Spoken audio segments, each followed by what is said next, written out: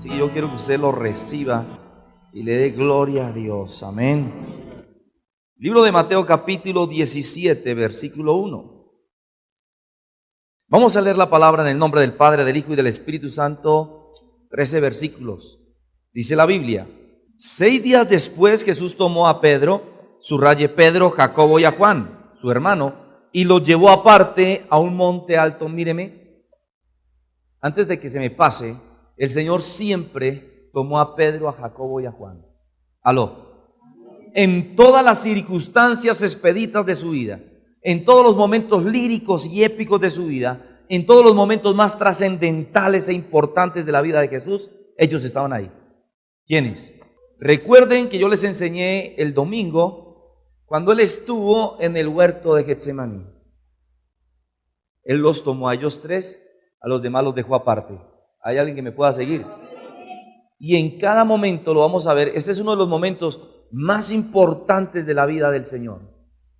Y llamó a Pedro, a Jacobo y a Juan. Subraya esto, porque los amaba. Los amaba sobre todas las cosas.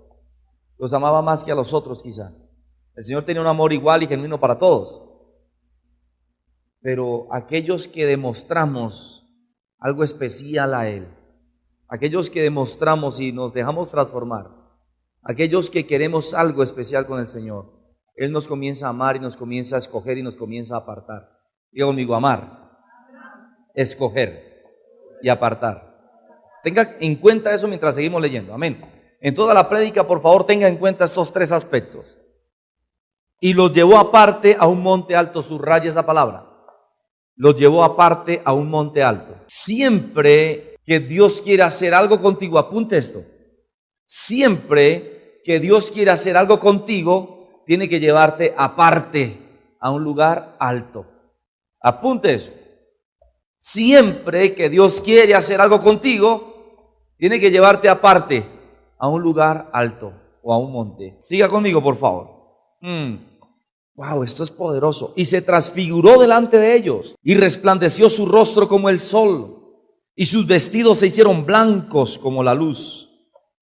¿Sabe qué quiere decir? Se presentó a ellos como Él es. Caminaban con Él, comieron con Él, cenaron con Él, durmieron con Él, y solo en esa ocasión se les presentó como Él es. Siga conmigo. Y aquí le aparecieron Moisés y Elías hablando con Él. Entonces Pedro dijo a Jesús: Señor, bueno es para nosotros que estemos aquí. Si quieres, hagamos aquí 3 enramadas, una para ti, otra para Moisés y otra para Elías.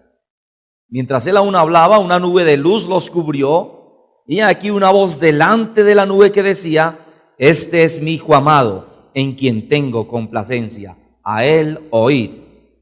Versículo 6. Al oír esto, los discípulos se postraron sobre sus rostros y tuvieron gran temor.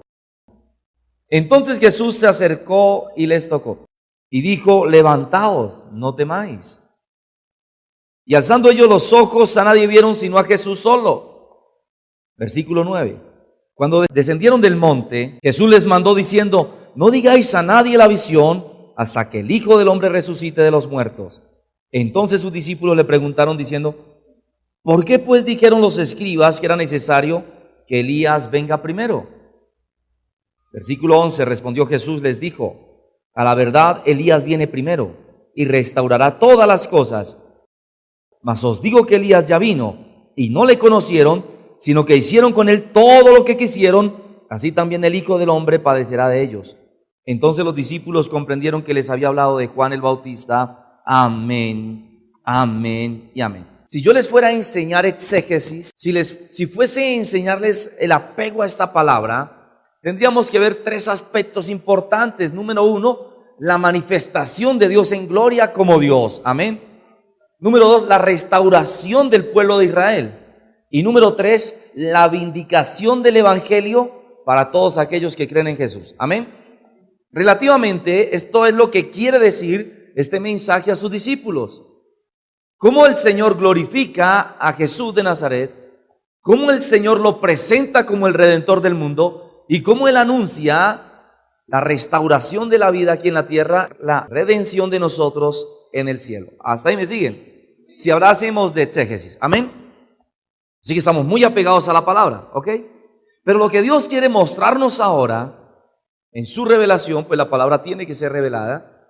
Ya se los enseñé y les mostré por medio de versículos bíblicos que el Señor dice que la palabra tiene que ser revelada. Atendiendo a la revelación del Señor, nosotros tenemos que comprender que si queremos conocerlo a Él, tenemos que buscarle en espíritu y en verdad. El Señor, cuando quiere hacer algo, cuando desea que el hombre trascienda, tiene que llevarlo a un lugar apartado, a un lugar aparte y a un lugar alto, a un monte, como el Señor lo enseña en las Santas Escrituras.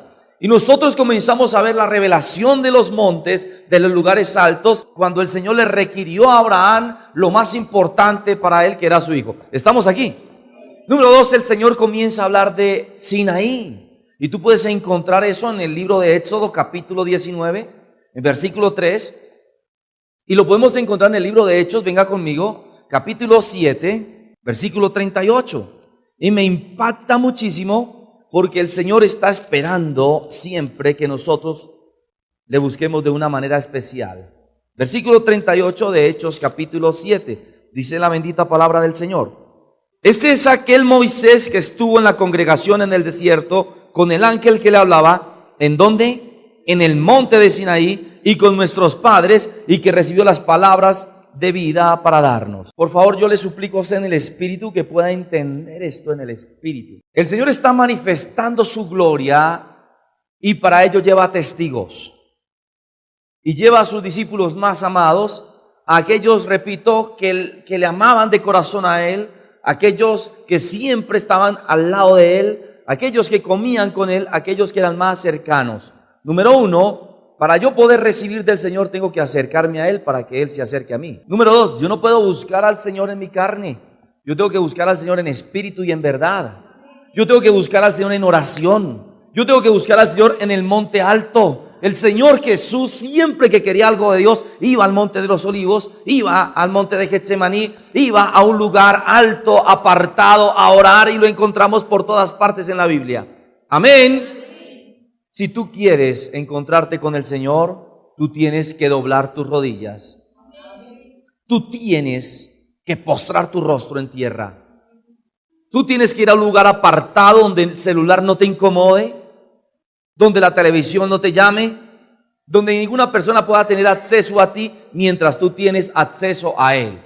Número 2, el apóstol Pedro estaba hablando aquí cómo él subió con el Señor Jesús, y en un momento lírico de ese apartamiento el Señor se mostró como Él era.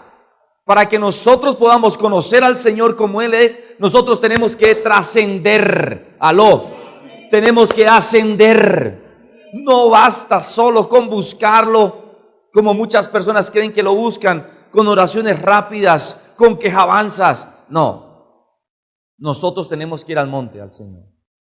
Tenemos que ir a ese monte Sinaí. Tenemos que ir a ese monte Oret. Tenemos que ir a ese monte Getsemaní. Tenemos que ir a ese huerto de los olivos. Nosotros tenemos que subir.